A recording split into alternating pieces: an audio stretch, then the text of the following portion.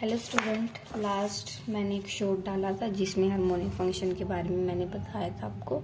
आप उसी harmonic function में बेस हम एक थ्योरम करने जा रहे हैं।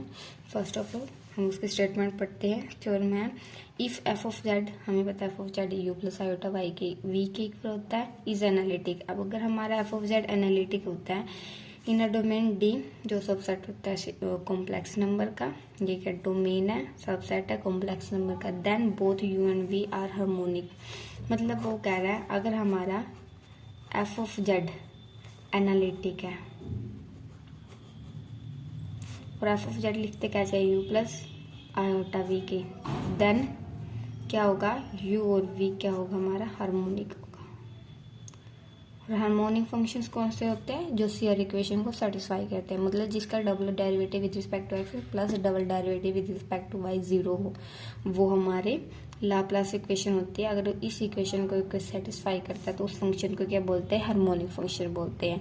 तो हम स्टार्ट करते हैं। फर्स्ट ऑफ ऑल प्रूफ कहाँ से स्टार्ट करेंगे, हमें पता है अगर हमारा एफ ऑफ जेड एनालिटिक है तो वो सीआर इक्वेशन को सेटिस्फाई करेगा। तो गिवन क्या हमारा f of z is analytic, then it will satisfy CR equations। और CR equations क्या होती है, ux इक्वल टू, मतलब u का partial derivative with respect to x equal होता है v का partial derivative with respect to y। Equation 1 consider कर ली हमने। फिर आता हमारा u का partial derivative with respect to y equal होता है माइनस v का partial derivative with respect to x। इसको इक्वेशन 2 कंसिडर कर ली। अब क्या करेंगे, हम इक्वेशन 1 को with respect to x differentiate कर देंगे। डिफरेंशिएट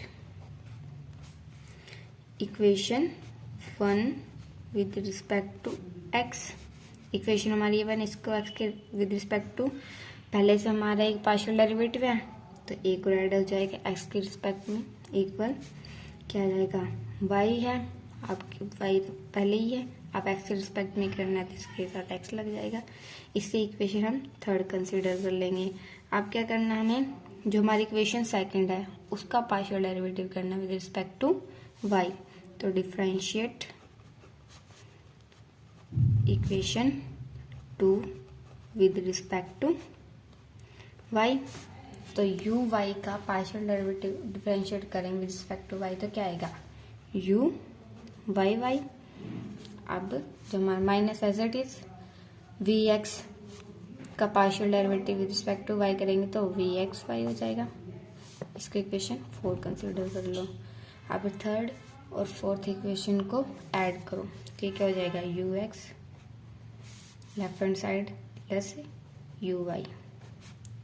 और ये देखें v y x और माइनस x y और y x इक्वल होता है, लेकिन ये दोनों किसके माइनस के, तो यहाँ पे यह क्या हो जाएगी v y x minus v y x इसके इक्वल हो गया। तो u x u y y equal to 0। तो ये क्या हो गया हमारे लाप्लास इक्वेशन। अगर ये लाप्लास इक्वेशन को सेटिस्फाई करना है दैट मीन्स ये क्या है हमारा हार्मोनिक है, और यही हमें प्रूफ करना था, लेकिन ये फिलहाल हमारे u के लिए प्रूफ करना है। ऐसे ही आप किसके लिए प्रूफ कर सकते हो, v के लिए। तो हम यहाँ पे लिखेंगे पूरा डिराइव करने से अच्छा सिमिलरली जो हमारा v का double derivative respect to x plus v का double derivative with respect to y equal हो जाएगा 0 के। देयरफॉर इसका मतलब क्या है, जो हमारा u and y are harmonic,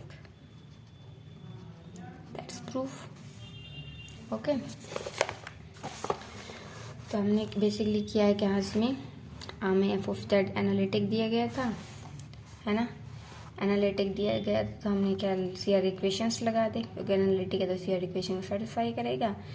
तो फिर जो हमने इसे इक्वेशन 1 कंसिडर कर लिया, इसे 2 इसका इक्वेशन 1 का with respect to X double derivative कर दिया और इक्वेशन 2 का with respect to Y differentiate कर दिया। दोनों इक्वेशन को ऐड कर लिया तो यू का double derivative with respect to X plus U का double derivative with respect to Y हमारा 0 आ गया। तो ये हमारी क्या बनेगी, लाप्लास इक्वेशन। अगर लाप्लास इक्वेशन है तो जो फंक्शन लाप्लास इक्वेशन सेटिस्फाई करता है वो फंक्शन क्या होता है, हार्मोनिक। ऐसे सिमिलरली हम v का प्रूफ कर सकते हैं। ऐसे हमारा v का double derivative with respect to x plus v का double derivative with respect to y 0 आ जाएगा, जिससे हमारे u और v क्या प्रूफ हो जाएगा, हार्मोनिक। ये हमें प्रूफ करना था। अब नेक्स्ट हमें आते हैं हमारे पास हार्मोनिक कंजुगेट। हार्मोनिक फंक्शन तो हमें पता था, हार्मोनिक फंक्शन वो फंक्शन होता है जो लाप्लास इक्वेशन को सेटिस्फाई करते हैं। लेकिन अब हम पढ़ेंगे हार्मोनिक फंक्शन के कंजुगेट। दैट मीन्स जैसे हमारे पास एक फंक्शन है u, ये हमारे पास हार्मोनिक है, और जो इसका कंजुगेट होगा लेट v हमारा इसका हार्मोनिक कंजुगेट है।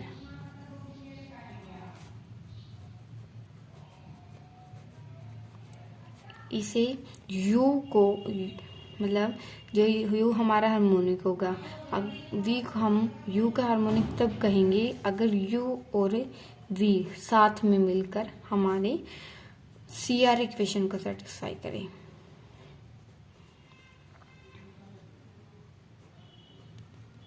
या फिर यूं बोल सकते हैं, अगर हमारा u हार्मोनिक है और हमें एक v मिल जाए और जो हमारे u और v मिलकर वो एनालिटिक बन जाए, तो f ऑफ z u और v से बनता है u प्लस आयोटा v। तो इन दोनों से मिलकर ये हमारे क्या बनने जाना चाहिए, एनालिटिक। ओके, तो डेफिनेशन हम पढ़ते हैं।